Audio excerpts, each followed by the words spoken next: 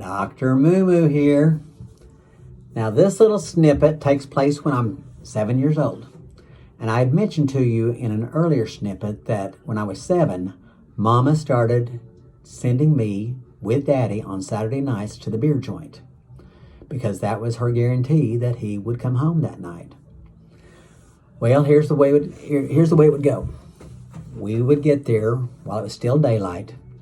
Daddy would head to the bar stool, and I would head out behind the beer joint, going through the trash can, looking for treasures. Well, one day I found a treasure, but that's another snippet. I'll tell you that snippet tomorrow. Okay, I'd look through the trash until it was about dark, and then I'd go inside. Daddy'd motion for me to come over. Are you ready to do a dance for us? And I'd smile real big. So he'd hoist me up onto the pool table. The bartender would plug the jukebox and play some song that was popular for the time. And at that moment, I was on the stage of the Carol Burnett show. I was one of her beautiful blonde dancers. I would recreate the dance routine that the dancers had done on Carol's show the week before. You know how, do you remember when the camera would be above you, above the dancers, and they'd be laying on the floor and they'd make their legs all do the same thing and they'd make designs like a kaleidoscope? Well, I'd lay down on that pool table and make my legs go different ways, and then I'd jump back up and finish the number. Well, when I was finished with the entire routine, the applause was deafening. Actually, it was only Daddy and the bartender clapping. The other 3 patrons, one of them was making out with the barmaid in the corner, and the other 2 were glaring at me because they wanted that pool table. Well, I would get down from the pool table and I'd dodge the paparazzi as I would head to my dressing room, the corner booth. Well, Daddy had my dinner waiting for me there. A pickled egg, a package of Andy Cap fries, and a small bottle of Coke.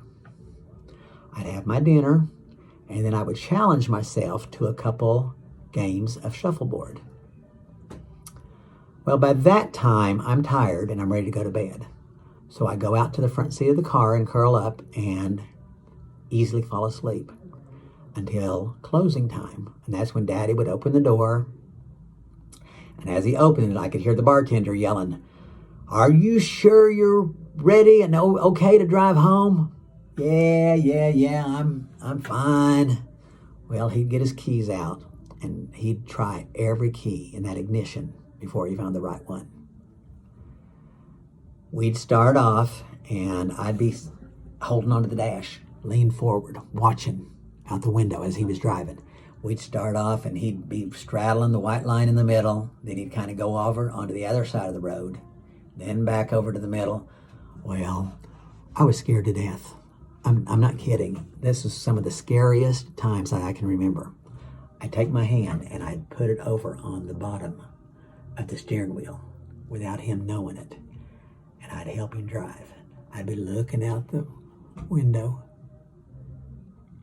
steering that car, and I always got us home safely. Well, the next obstacle we had to do was get him from the car into the house.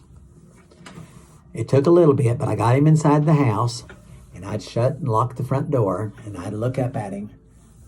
"We had a fun night tonight, didn't we, Daddy?" And his mouth was open and he was glass-eyed, and he'd respond,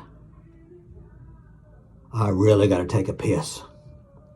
Then off to the hallway closet he'd stagger. "No, Daddy." Memories. My America.